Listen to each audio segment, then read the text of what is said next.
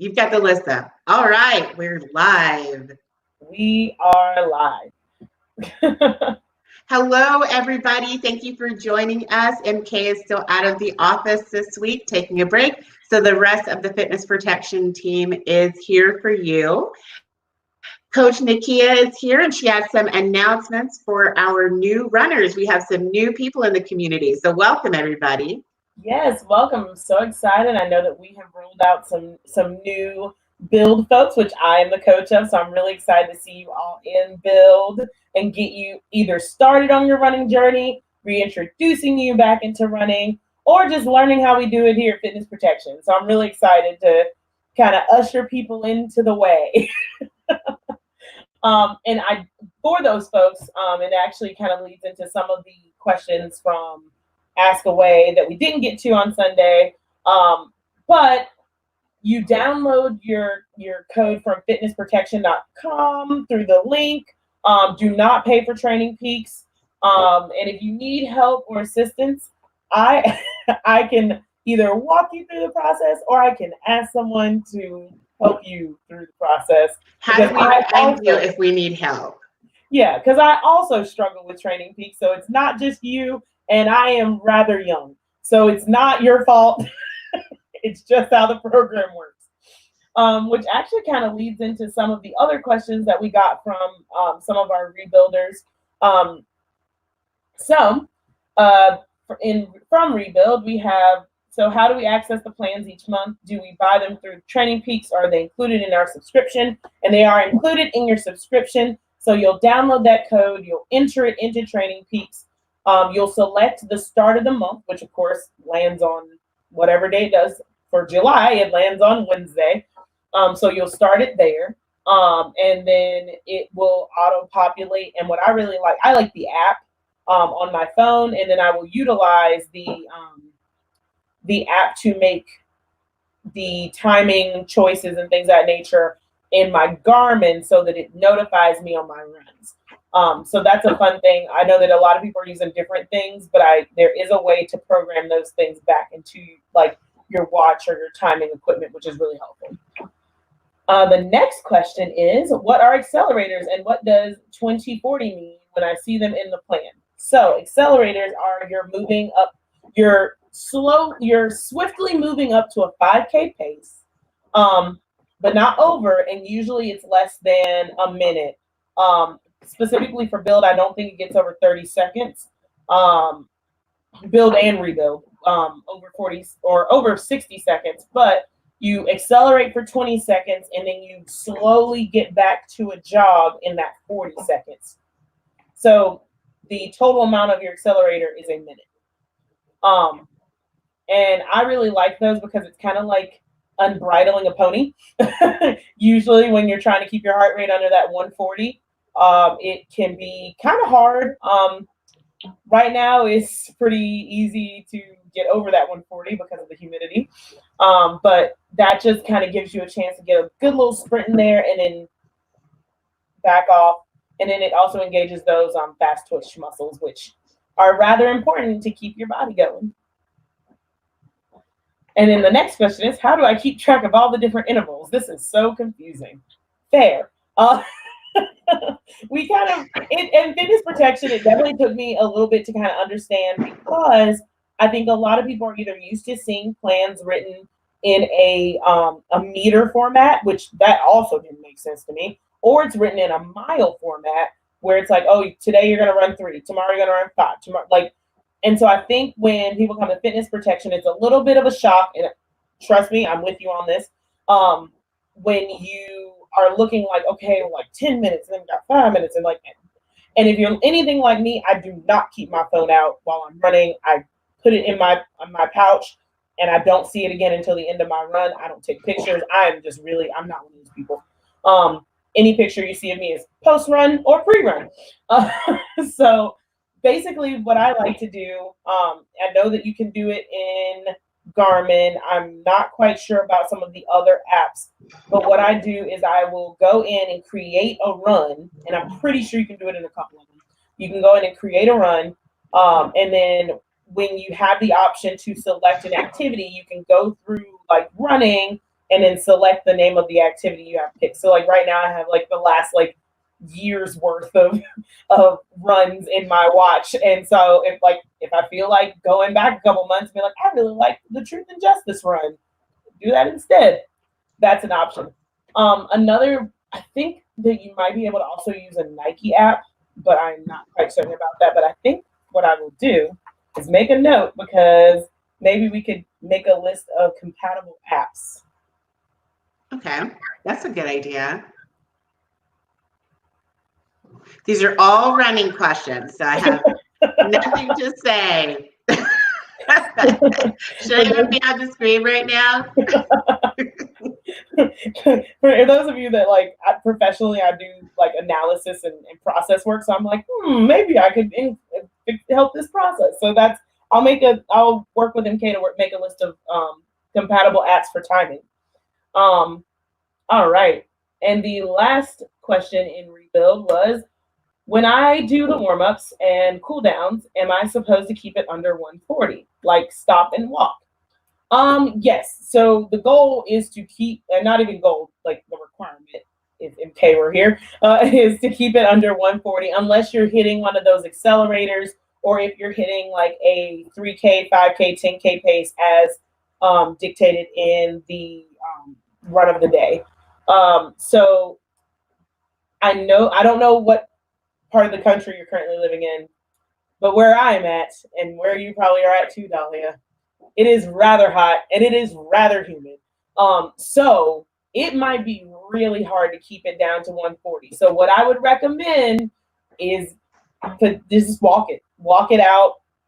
It does take a little bit of time to kind of get used to your heart rate, especially if like you've been training in a group, or like if you're used to running with like your favorite run buddy, because everybody's different. So your heart rate can be completely different than somebody else's. Also, like for me, I'm really affected by like not being hydrated. If I had an extra cup of coffee the day before, like I'm very sensitive to dew point. If I haven't had enough sleep. So a lot of these factors are kind of playing into that overall heart rate idea. So I would recommend maybe getting a little bit of extra water in there, making sure you're good and hydrated. And also maybe starting out walking and just seeing where your heart rate lands, and then work from there. Cool downs, I can feel you on that 140 thing, because I tend to warm up towards the end of our time frames. And so sometimes, like by the time I hit that 45-minute mark, I'm like, yeah, I am killing it. I am the win. And so I have to really dial it in for that 140 after a couple miles. So it's okay to walk. It's okay to stop and walk. If you're feeling good and you want to ride it out to the end, ride the rest of your run out, and then maybe do an extra walk lap around your neighbor or something of that nature. So those are my recommendations. I'm sure MK will agree with me with most of it. Well, a lot of the questions that we covered on Sunday were all about hydration, and it sounded to me about pace and exertion really related to the fact that it's so hot, but people may be being concerned that there was something else they could do about performance. But what is your take as a runner? Does it make sense to you to expect the same thing from your body no matter what the weather's like? No, like that's like 100%. Like I am peak. I like how fast he said that. Peak runner Nikkia, usually between like November to like May. Well, this year we got nice until about May. It didn't really start to get warm until the end of May, which is kind of frustrating because like even though PRs are not your marker as a runner, I definitely would have hit some major HR like half marathon and 10K PRs given the weather that we had this May and this April. So I'm a little salty, but that's also not the mark of a runner. It's also just kind of funny because it's the first season that I've been doing this kind of training plan. So I want to kind of see, what it had done for me, but I definitely I saw it even in my own day-to-day running and doing and sticking with the plan. So summer is just hard. And I don't know about you all, I'm also really affected by light. And usually when I'm out running, it's dark because I'm a dawn runner. I'm a pre-dawn runner. And so the fact that like I roll out of bed at 5 and like I'm already starting to see daylight, I'm like, oh no. And also that adds to the heat and things of that nature. So it's hard. Like summer running, and especially depending on where you are living, can really make a difference.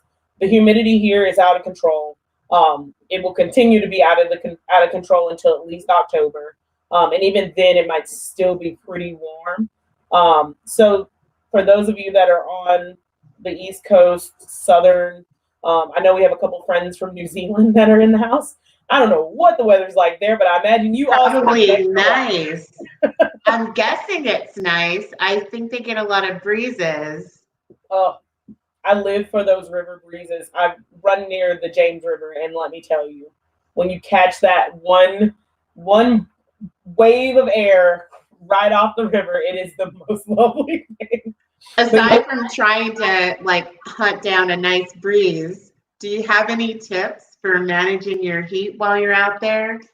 Yes. One of the big things I personally like to do, and you have to kind of test it yourself, depending on how humid it is and depending on how far I plan on going, not even far, but just how long, I try to make sure I add a little extra salt. I am very affected by heat. I actually get really angry.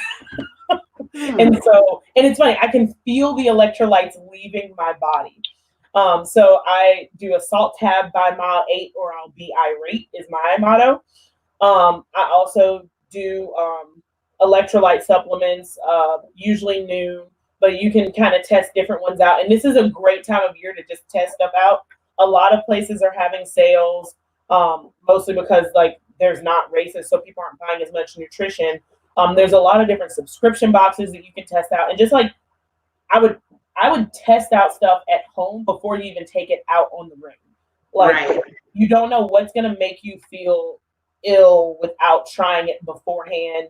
Some stuff has too much sugar, especially if you're not used to processed sugar. Like most of my sugars come from fruit in my regular diet. And so I was running into a really big issue with some of the nutrition stuff that they sell for runners because it was all just like straight sugar and it was giving me gut bombs and things of that nature. So I would definitely, test out your hydration and things at home. Maybe if you're doing like a home workout class or yoga class, that would be a good way to kind of test and see how something settles on your stomach. And then also just make sure that you're hydrating, not super hydrating before bed, but then also when you're getting up in the morning, like I am not one of those runners that can drink a cup of coffee before hitting the road. I don't know how you guys do that. I commend you, but I get up and I usually will have like at least just a cup of water. Sometimes with electrolytes, depending on what the humidity and dew point are looking like.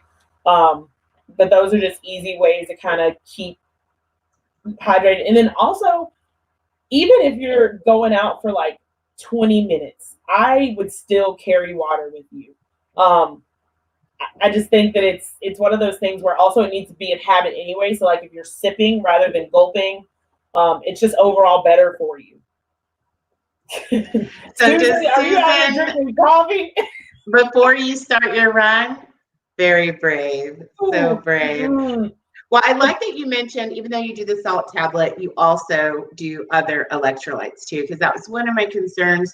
I know a while back when football players at the high school and middle school would practice, the coaches would just give them like salt licks.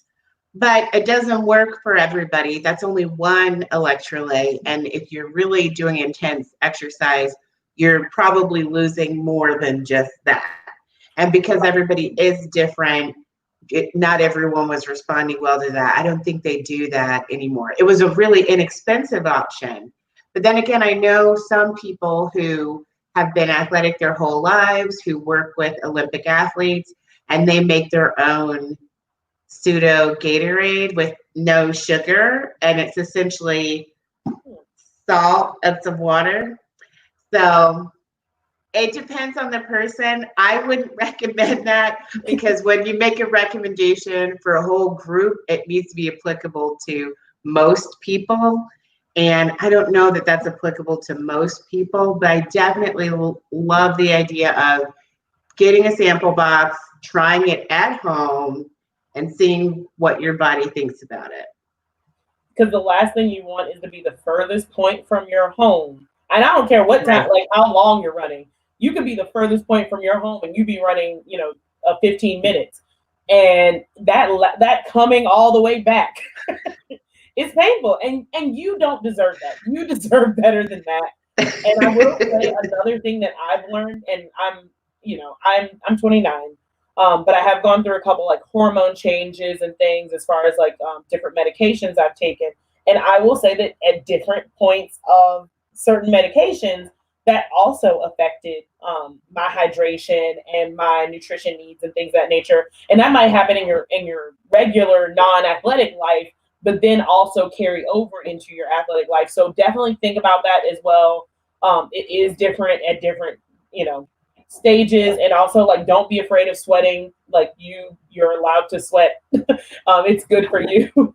But just keep that kind of stuff in mind too, because all of that plays into just the overall wellness and hydration needs of yourself. So yeah, thanks for mentioning the medication because I forgot to touch on that at all. When someone mentioned that they are drinking water constantly and not feeling hydrated and their blood sugar is normal and there's no concern about them having diabetes. There's a possibility there was a change in medication or there's so many things that affect hydration status. I don't know. Sometimes there's some foods that don't hydrate you at all. And if you don't have much to spare, that could be an issue. So you really I love the idea of keeping a food and mood diary and including how hydrated you felt, if you had any muscle cramps, what supplement did you try that day, which, new drink are you testing? Just keep a log of everything if you feel like it. Don't add extra stuff if you don't want to. If you're trying to figure something out, this could be helpful. It's a good way to track it. Yeah. And change one thing at a time, not many things at a time. Yeah, I would 100% recommend, especially if you're just starting out or if you're restarting. So if like you were a runner, a couple years ago, and like now you're ready to get back at it, and you didn't keep a diary or things of that nature, like it's okay. Because I don't think journaling really got big in at least my running circles until like recently. But I think that it's also really helpful to just keep a log of like, okay, I went out, I ate this, got amount of rest, and also like. A lot of times if you're using like one of these fitness trackers, it'll tell you.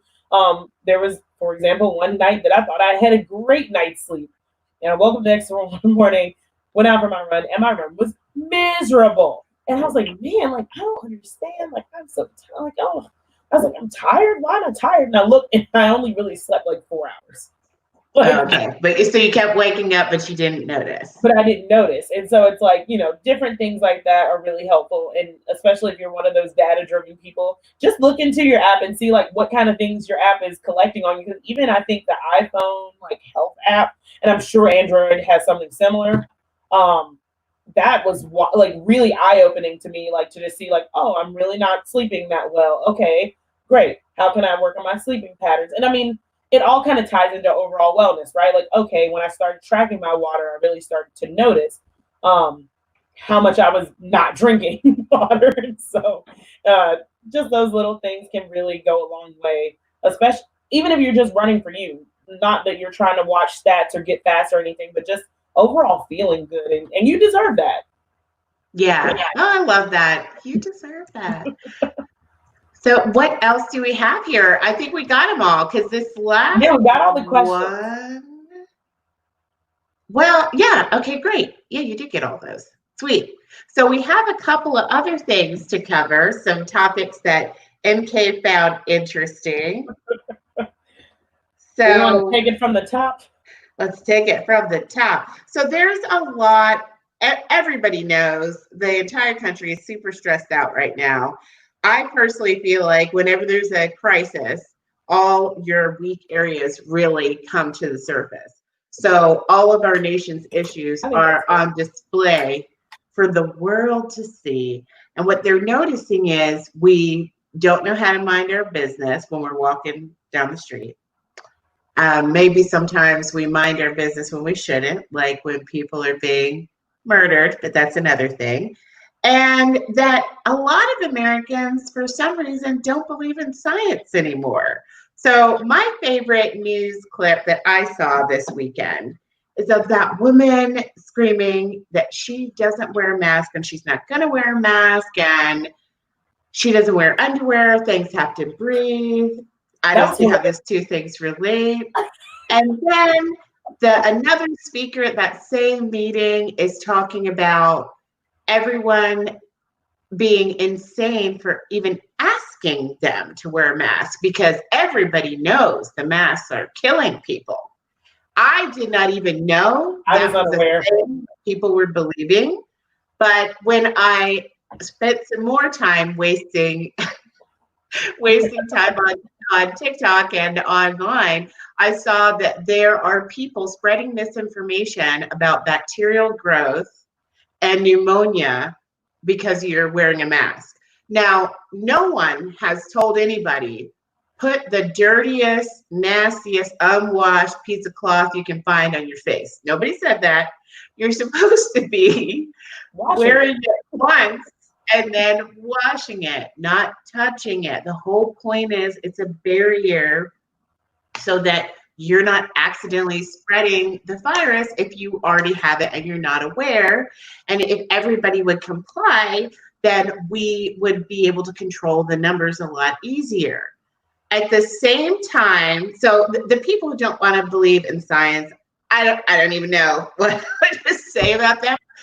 All I know is that I can control myself and no one else. So when I go out and I see people not wearing a mask, I mind my own business. I don't try and lecture them.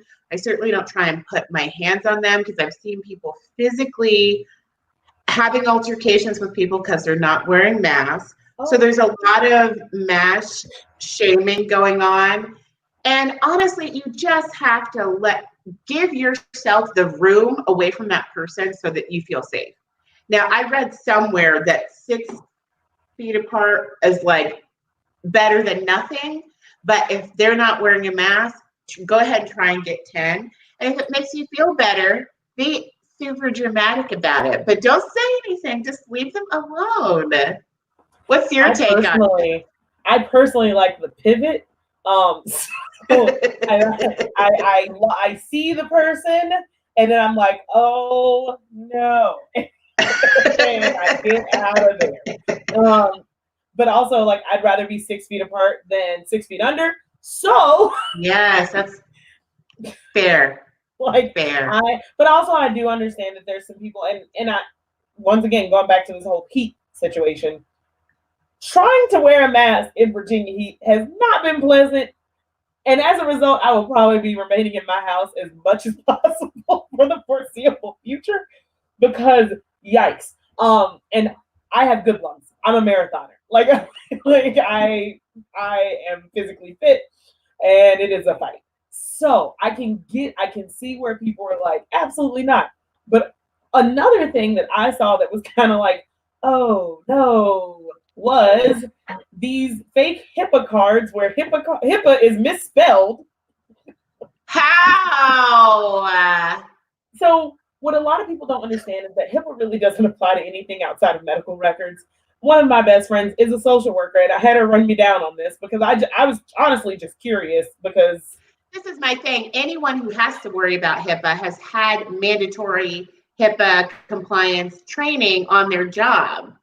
So if you haven't gotten any training on it, then it doesn't apply to you. Like it is tacky to reveal anybody's medical history without their consent. However, like our conversations aren't protected. Like this isn't an official thing. Like, so these HIPAA cards are wrong in a lot of ways. And basically what I would like for you all to understand is that as long as they provide you some form of accommodation that's reasonable. So for example, you show up, you forgot your mask, and you're like, then that you're trying to be ridiculous. Either they can offer you a mask, they should have some extra to hand out to the public.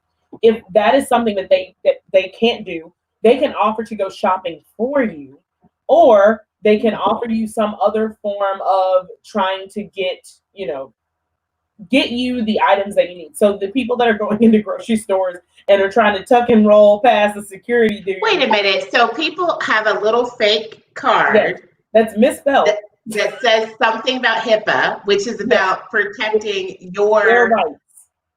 But that's not what HIPAA even is. Exactly. It's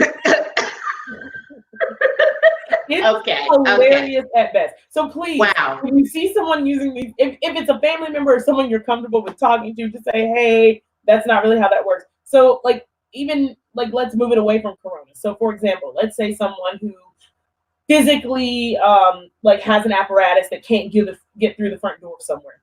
They can offer you takeout.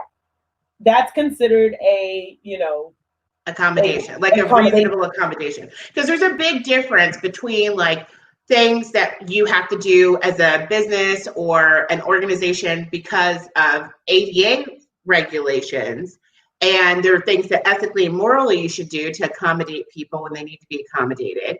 But they're pretty reasonable. And I think that people who don't legitimately need any accommodations are really confused about how many hoops the law requires you to jump through for ill people.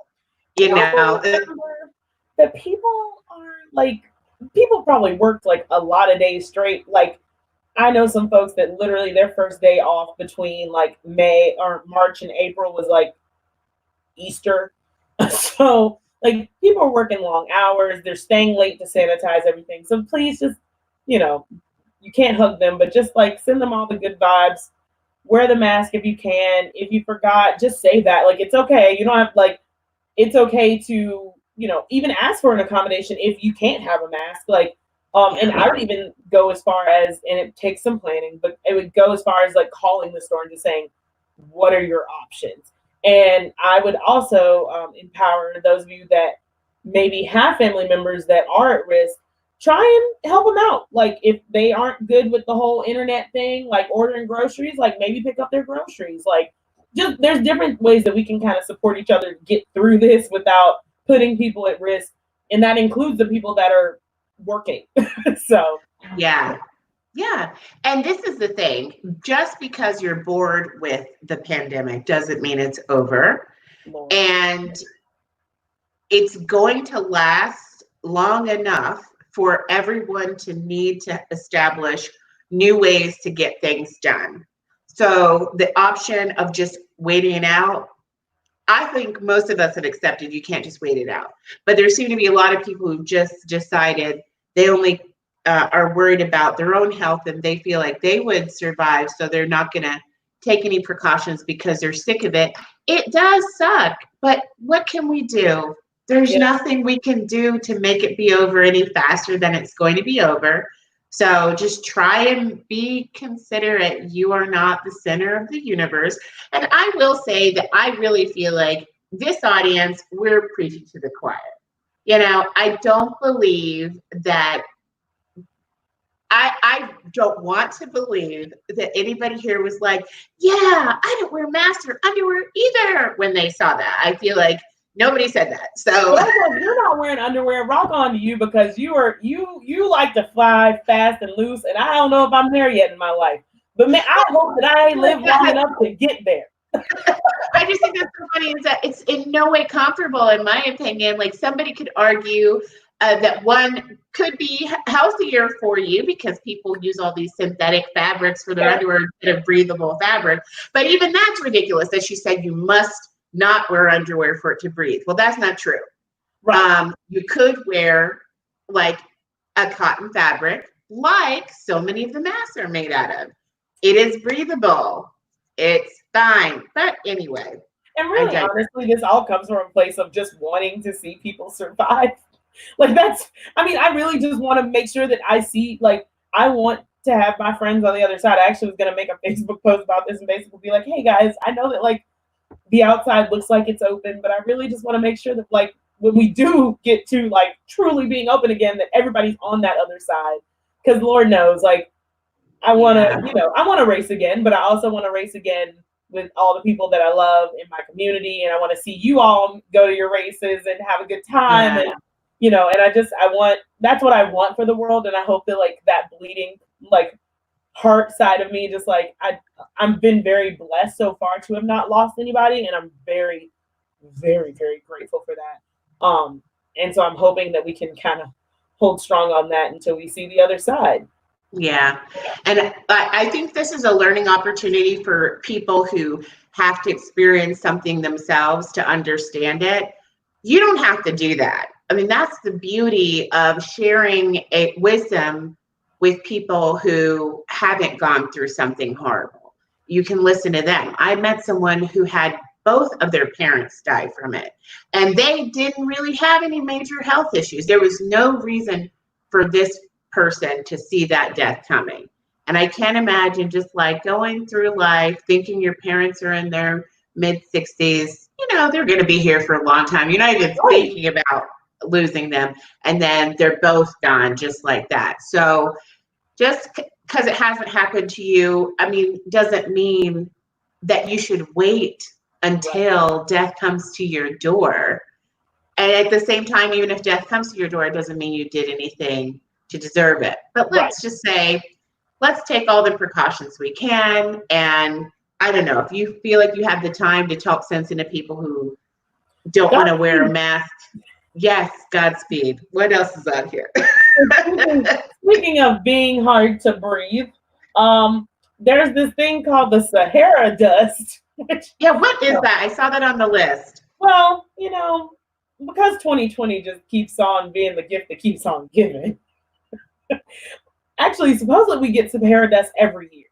But this year it is supposedly it's worse than it's normally. I have a couple friends that live out in the Virgin Islands, and they were like, yeah, we get it all the time, but like this is the thickest I've ever seen it in like recent memory.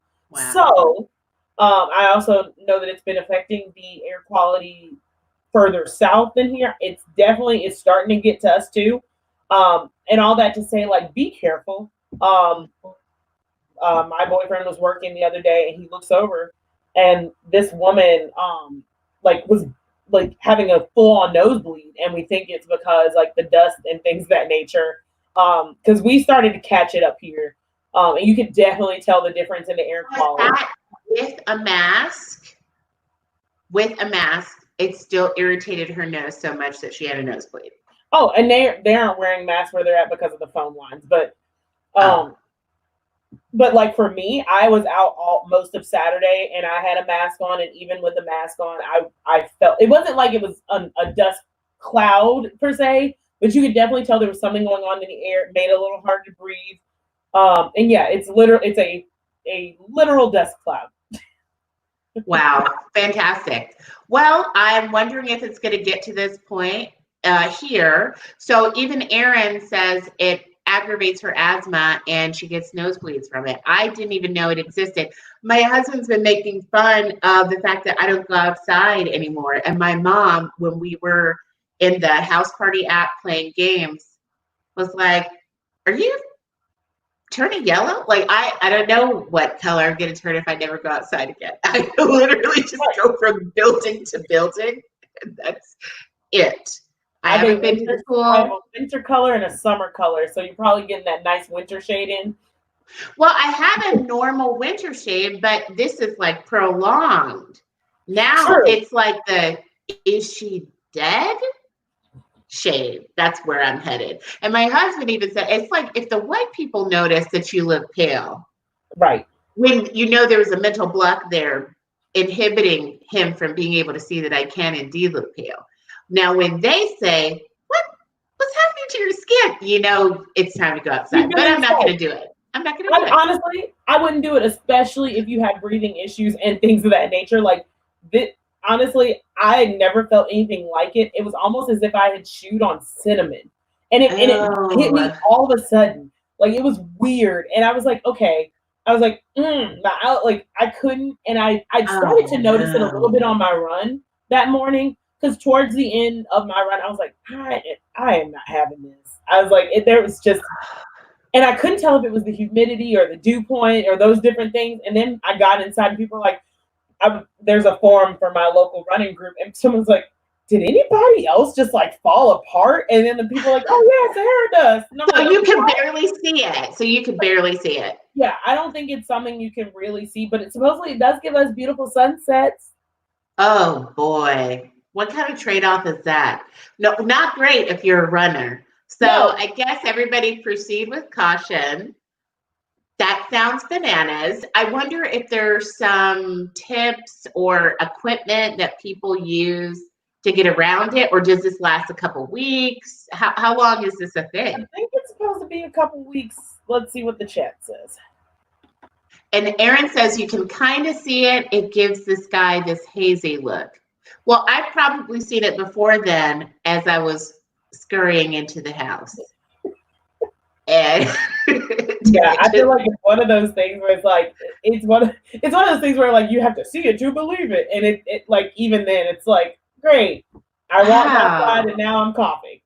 Because I've been getting a lot of cough, and I couldn't tell if it was just like more pollen or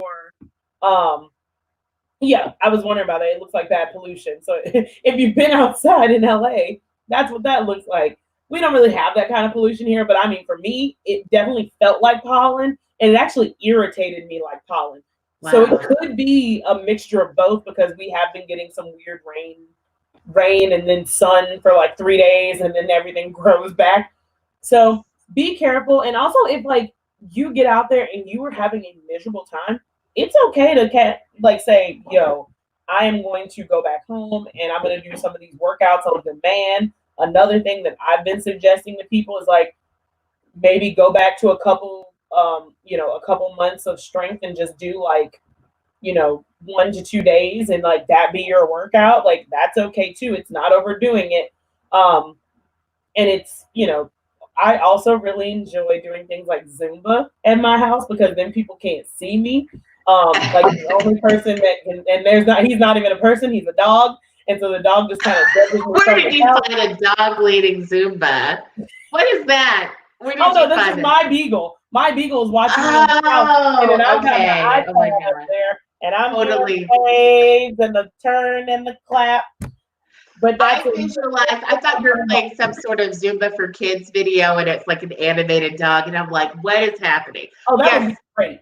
I suspected that was a possibility. So if there is an aerobic dog workout, Nikki is interested. I have been doing a ton of just aerobic dance things at home, because I really love the indoors right now. I'm afraid of people right now. People have been acting really weird. Somebody set up like a massive Confederate flag stand very close to my the place where I live. I don't appreciate it. It's probably 15 minutes away, but it's 15 minutes too close. Too close. So I'm like, you know what? I'm just going to stay inside for now. And since people keep acting like they don't know that no Black person ever has hung themselves from a tree, I'm just going to stay inside for now. Yeah, because that's one thing that really, really terrified me as someone who, has a Black father. I mean, granted, like, I don't know how they would wrestle him up into a tree, but it's just, I have a little brother who's 23, and, it's just, and I am dating a Black man that I love very much. And I just thought of like not having them come home. And this was already stuff that I was experiencing. Like, but you were beyond the fear of lynching. I don't think I ever thought I would ever hear about a lynching. Comeback. It's made a comeback. Like, of all the things to come back, I would, Mr. Rogers, sure. Lynching, no. Yeah, we don't need that. Let's not. Let's not. And the crazy thing is to see how in 2020 you would think that everybody would be like so appalled and so up in arms, and they would see this strange fruit and immediately know what was up. But they're like, maybe it was a suicide, like stuff like that. Right. Yeah. So I'm just gonna stay home. Yeah. I'm gonna let the allies do their work.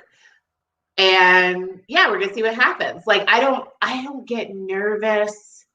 Well, I've realized lately with all of this that's going on that I'm not scared every day, but I'm always alert.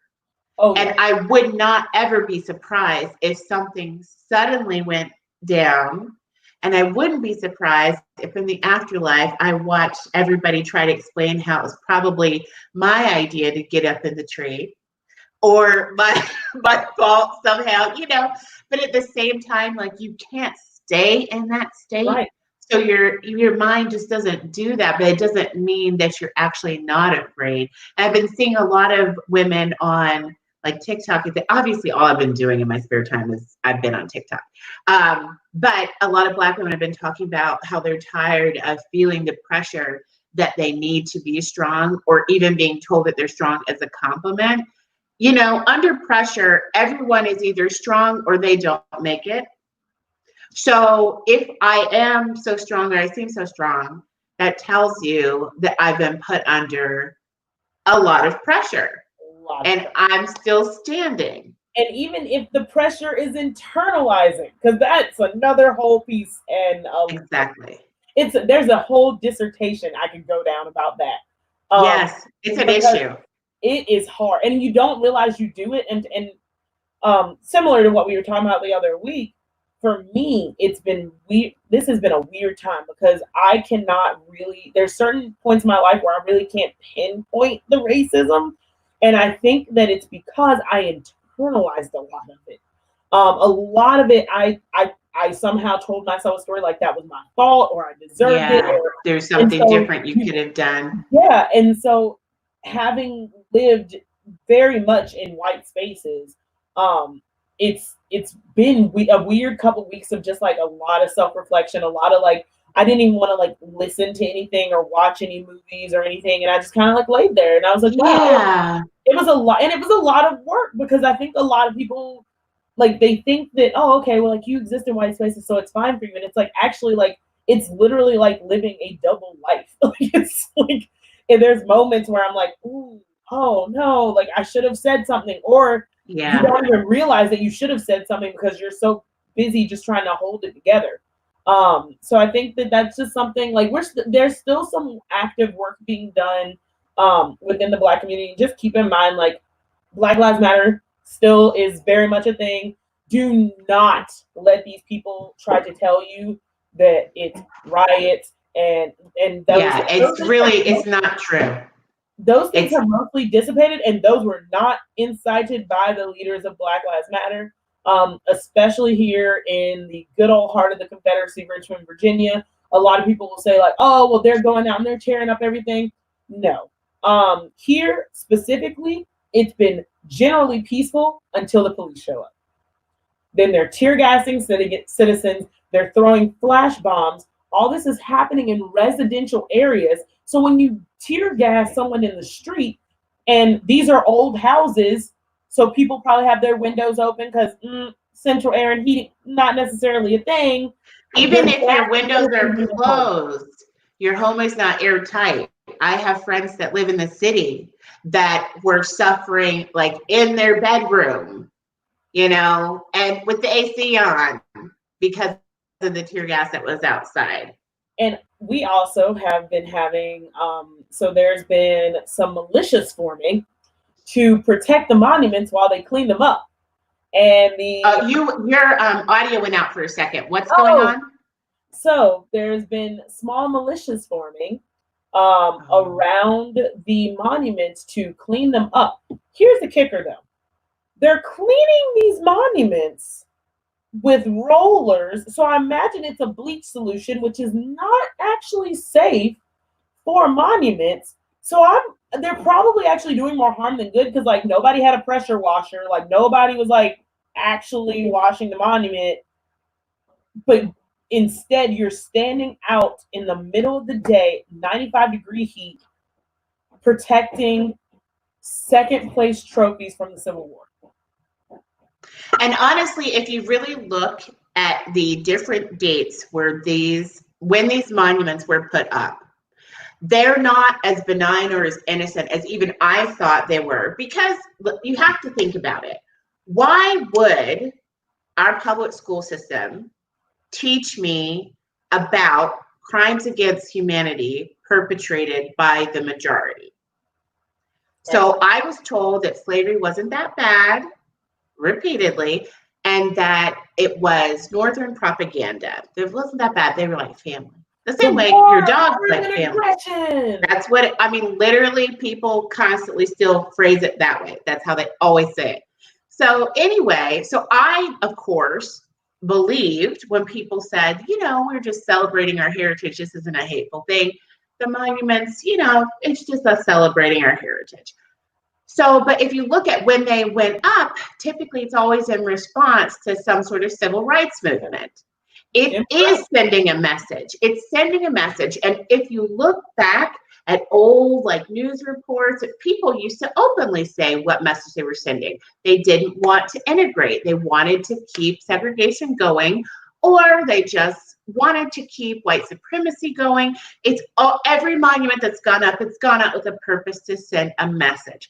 That message was lost on some of us that were brainwashed by the public school system, and not lost on others, and it accomplished its purpose. So even now, when that person decides all of a sudden they need this enormous Confederate flag booth, they didn't suddenly get up and realize how much they just dream of Dixie. No, they got up and decided now's the time to express that the status quo is what we want.